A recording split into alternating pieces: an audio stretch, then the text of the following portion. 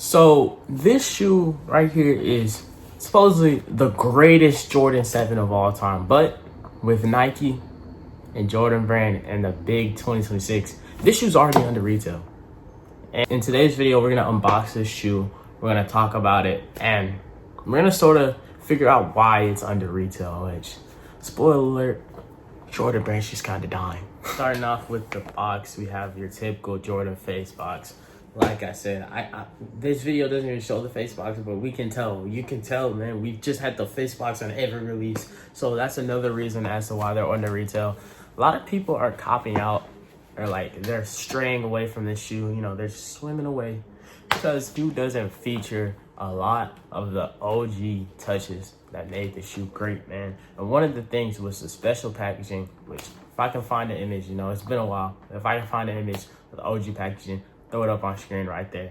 But yes, obviously this shoe came with special packaging back in the day. The one saving grace I will say is that it comes with the special laces. It comes with all the laces, which that can somewhat save it. But with this paper, we'll notice sort of like a tannish wax look paper. When we take out the box, we can see the shoes, man. And yes, y'all see all those laces I was talking about. You see green, yellow, blue, black. I mean, if you need laces, my boy, this shoe's probably gonna be, like I said, the shoe's already under retail. If you're a small feet game, bro, and you don't even like this shoe, I get this shoe for all the laces, man, because all these laces is crazy, man. I mean, you could stick it inside another shoe if you want to. You know, you could rock the green laces with like the green SB, Nike SB Pine Greens or something crazy, whatever you want to do. It's a ton of laces options, and I think, you know, you can tickle your fancy, whatever you want to do with that.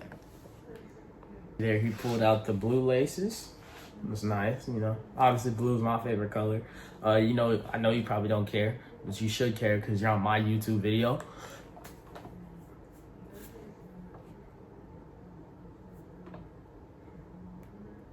All the laces out the way, we can see we got the shoe, man. Y'all see the gold Jumpman on the side, on that black patch, you know, signature to the Jordan 7 look. We've got the translucent outsole vibes. We got the paint splatters everywhere.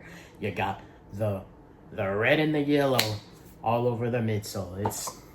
It's a work of art, which is funny because Jordan 7 Miro'S is actually inspired by an artist.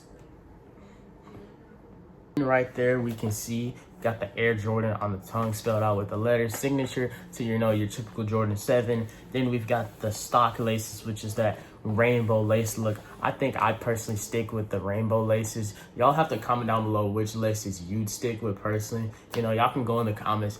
Y'all can like argue which lace is better. You know, that's between y'all. You know, you can call somebody up just because. Nah, don't do that. But yes, y'all can go in. Y'all can argue over which lace is better. Also, we will notice, man, you see that we have a bit of gold behind the tongue, man. I think that gold's a nice touch. It's that vibe. Then we have the 9 on the back. Instead of the 23, we have the 9, man.